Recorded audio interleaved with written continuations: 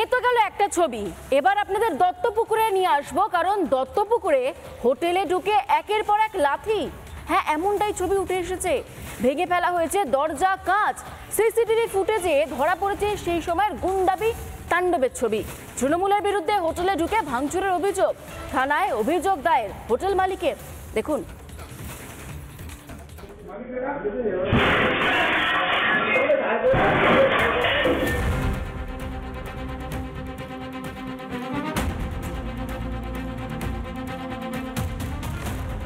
চাঁদা তোলা নিয়ে বচসার জেরে তপসিয়ায় তৃণমূল নেতাকে মারধর তৃণমূলেরই।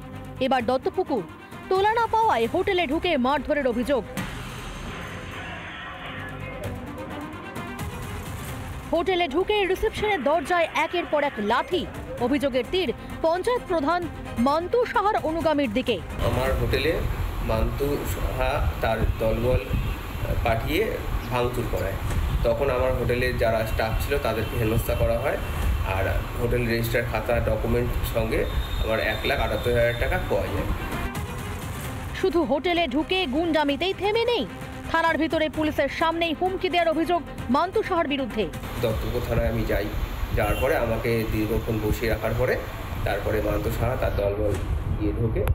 এবার সেখানে আমাকে বলা হয় যে ওখানে কোনোভাবে আমাকে ব্যবসা চালাতে দেওয়া হবে না। আগেও আমরা করতে দিইনি, এখনো করতে দেবো না, এই বলে আমাকে থানা থেকে বের করে দেওয়া হয়।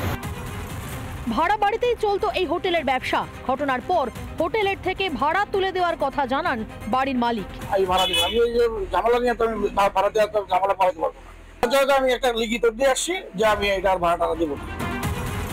পুলিশ সুপার ও দত্তপুকুর থানায় অভিযোগ দায়ের ব্যবসায়ীর।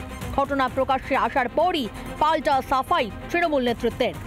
সম্পূর্ণ মিথ্যে কথা। ওই হোটেলে দেহ ব্যবসা চলতো, যেটা কিনা অসামাজিক। অতএব আমার অনুগামীগুলোর কথা নয়, সমস্ত গ্রামের লোকেরাই আমাদের লোক এবং গ্রামের মানুষ ওর প্রতিবাদ করেছে, এটাই সত্য। ওখানে মহিলা সংক্রান্ত কুকীর্তি হতো, সেই সময় বন্ধ করে দিয়েছিল, আবার শুরু হয়েছে, সেই আশঙ্কা আবারও মানুষ বন্ধ করে দিয়েছে। এখানে দলের কোনো সম্পর্ক নেই।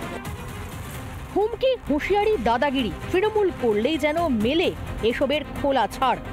বাংলায় যেন হুমকি তন্ত্র চলছে, আর এই হুমকি দাদাগিরি যেন এ রাজ্যের নিউ নর্মাল হয়ে দাঁড়িয়েছে।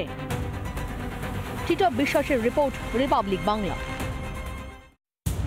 নানা ধরনের কন্টেন্ট দেখার জন্য লাইক করুন, শেয়ার করুন আমাদের ফেসবুক পেজ, সাবস্ক্রাইব করুন আমাদের ইউটিউব চ্যানেল। পাশাপাশি অন্যান্য ব্রেকিং নিউজের জন্য অবশ্যই চোখ রাখুন রিপাবলিক বাংলায়।